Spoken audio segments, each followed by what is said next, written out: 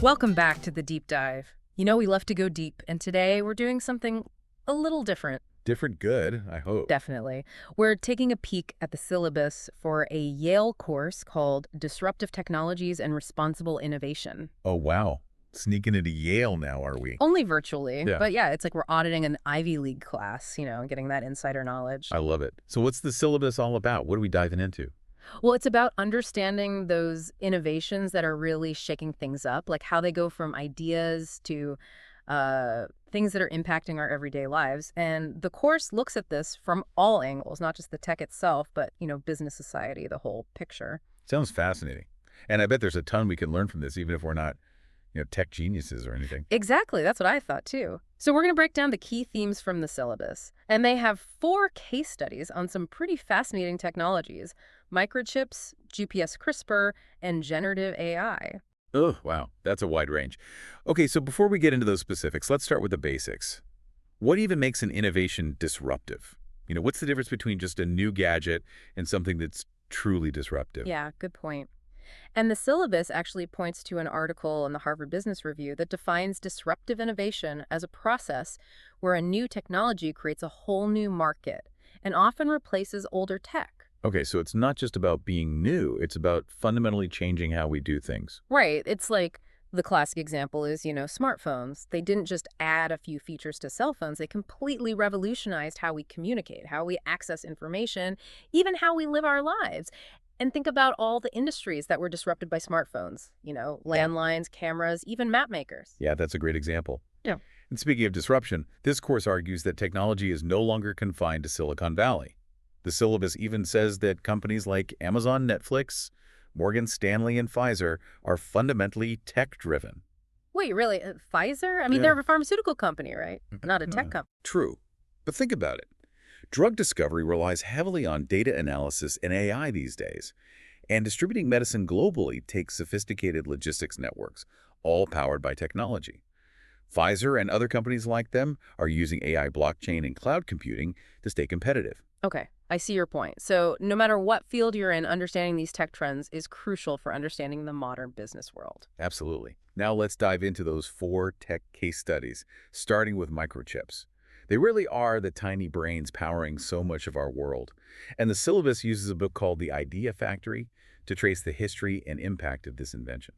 It's amazing to think that something so small can have such a massive impact. I mean, without microchips, we wouldn't have smartphones, laptops, or even modern cars. Right, and what's fascinating is the course uses the global chip shortage to illustrate a key point about disruptive innovation. It doesn't always go smoothly. That shortage was caused by supply chain issues and increased demand, and it highlighted how even seemingly small components can have huge ripple effects on the global economy. Yeah, I remember those chip shortages. It was almost impossible to buy a new car or even a PlayStation. It really showed how interconnected everything's becoming because of technology. Exactly. Okay, for our next deep dive, let's talk GPS. It's become so ingrained in our lives that we often take it for granted. From navigation to tracking packages, it's everywhere. I know I use GPS every day, but I'll admit I have no idea how it actually works. Well, the course uses readings like GPS Declassified to explain the technical details. It involves a whole network of satellites orbiting Earth, which is pretty mind-blowing when you think about it. Mm-hmm. But what's really interesting is how GPS illustrates the wide-reaching consequences of a technology initially designed for a specific purpose, in this case, military navigation. So one innovation can have all these unintended consequences and spin-offs, sometimes even changing the course of entire industries. Right, like, for example, GPS has revolutionized agriculture. Farmers use it to precisely map their fields and optimize crop yields. It's had a huge impact on efficiency and sustainability. Wow, that's incredible. Okay, so this concept of unexpected consequences is clearly a big theme in this course. Now, what about our next deep dive?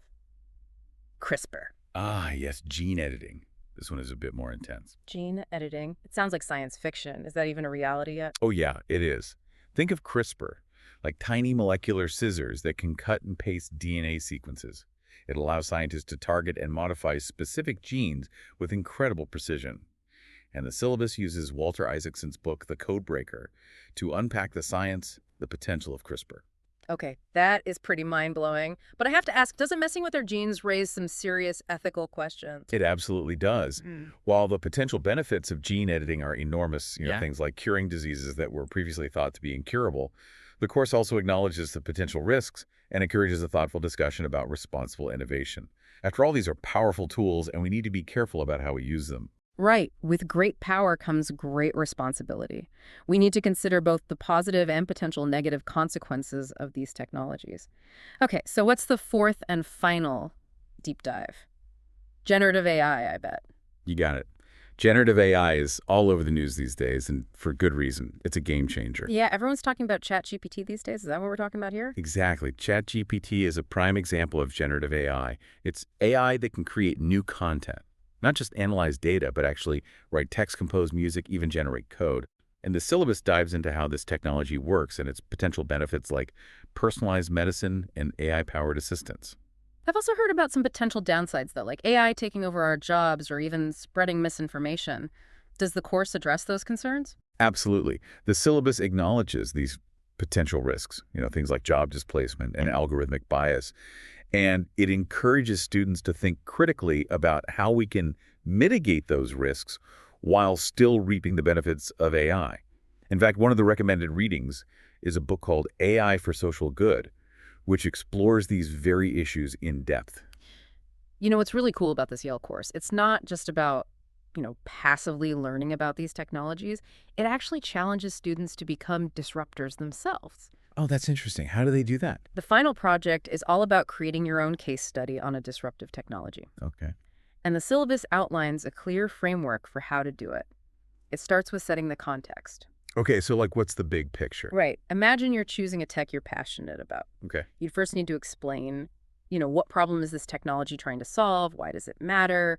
Who are the key players involved? All that good stuff. So if I were fascinated by lab-grown meat, for example. Yeah, perfect example. I'd start by explaining, why it's so important to find alternatives to traditional animal agriculture. Talk about the environmental impact, maybe the ethical concerns, or even the growing demand for protein as the world population keeps increasing. Exactly. You're painting a picture of why this technology matters. Then you delve into the technical innovation itself. Okay, so get into the nitty-gritty of how it works. Right. How does this technology actually work? What are the scientific breakthroughs that made it possible? What are the unique aspects that set it apart from other solutions? So for lab-grown meat, I'd need to talk about the science of cultivating animal cells.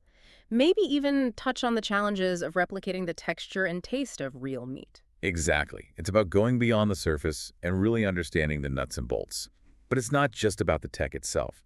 The next step is to look at the real-world applications and outcomes. Okay, so how is this technology actually being used and what impact is it having? So for lab-grown meat, we'd look at companies that are already producing it, maybe even restaurants that are serving it. And then, the big question, are people actually buying it? Is it really a viable alternative to traditional meat? Yeah, exactly. You need to explore both the successes and the challenges. And this leads into the final section of the case study challenges and opportunities. This is where we get into the big picture stuff, right? Like the potential downsides, the ethical considerations. So for lab-grown meat, is it actually environmentally sustainable? Is it affordable? Are there any ethical concerns that we haven't even thought about yet? Exactly. But it's also about identifying the exciting possibilities. What are the potential benefits of this technology that we haven't even imagined yet? How can we address those challenges to ensure responsible development and, maximize the positive impact? This whole case study structure is really like a roadmap for critical thinking about technology. Yeah. It goes beyond just saying, hey, this is cool, and forces you to really grapple with the complexities. And it perfectly reflects that overarching theme of the course responsible innovation. Ah. This idea is woven throughout the entire syllabus. It's not enough to simply understand how technology works. We need to consider its ethical implications, its potential impact on society, and ultimately our responsibility in shaping its development and use. It's like just because we can do something doesn't mean we should do it. We need to be thinking about the consequences and making sure technology is used for good. Exactly. And this idea of responsible innovation isn't just for tech experts or students at Yale. It's something we should all be thinking about because we all have a stake in shaping the future of technology. Okay, so let's bring it back to our listeners for a second. They're probably thinking, okay, this Yale course sounds interesting, but why should I care about disruptive technologies and responsible innovation? Well, for starters, understanding these technologies is essential for navigating the rapidly changing world around us. Whether you're in business, healthcare, education, really any field, technology is playing an increasingly important role. Yeah, it's like ignoring tech is no longer an option. It's everywhere, and it's shaping every aspect of our lives.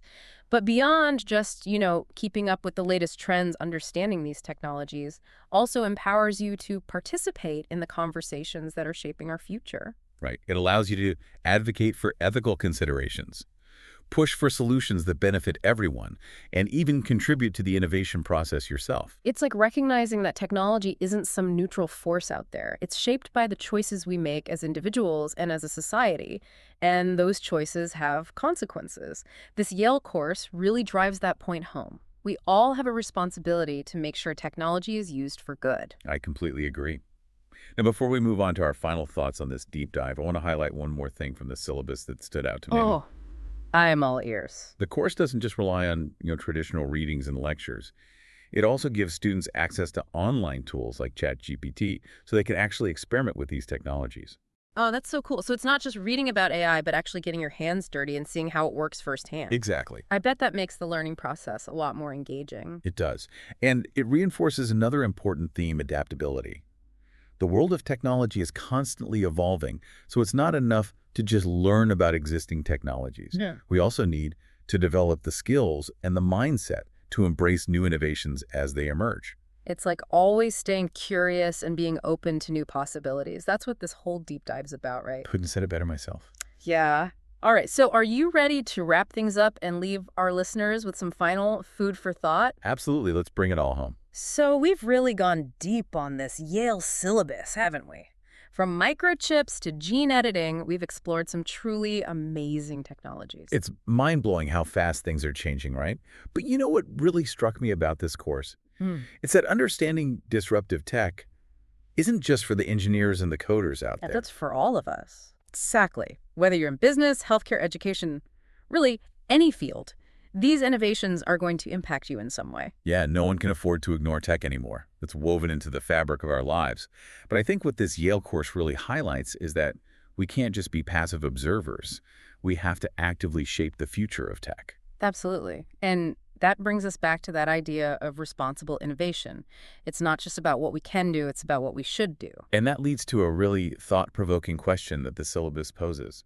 It asks, given the incredible power of these technologies, what responsibility do we have as individuals and as a society to ensure they are used ethically and for the benefit of all? Whoa, that's a big one, isn't it? And there's no easy answer. Definitely not. It's Yeah. a conversation that needs to involve everyone. But it's not just up to the tech experts to figure this out. We all have a stake in this. I agree. We need to be having open and honest conversations about the ethical implications of these innovations, and we need to be actively shaping the future of technology. Couldn't agree more. And as you continue to explore these disruptive technologies, whether you're diving into those readings from the Yale syllabus or just staying curious about the world around you, I encourage you to keep that question in mind. What responsibility do we have? It's a great question. Challenge those assumptions, consider different perspectives, and never stop asking those tough questions. Yeah, it's easy to get caught up in the excitement of new tech, but we can't forget about the potential downsides. Exactly. Because ultimately, the future of technology isn't something that's just happening to us. We're all creating it through the choices we make every day. So I think that's a great place to wrap up our deep dive. Yeah, I think so too.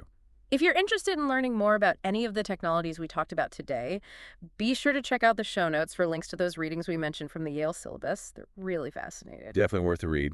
And remember, this is just the beginning of the conversation. Keep exploring, keep learning, and keep those questions coming. Until next time, dive deep.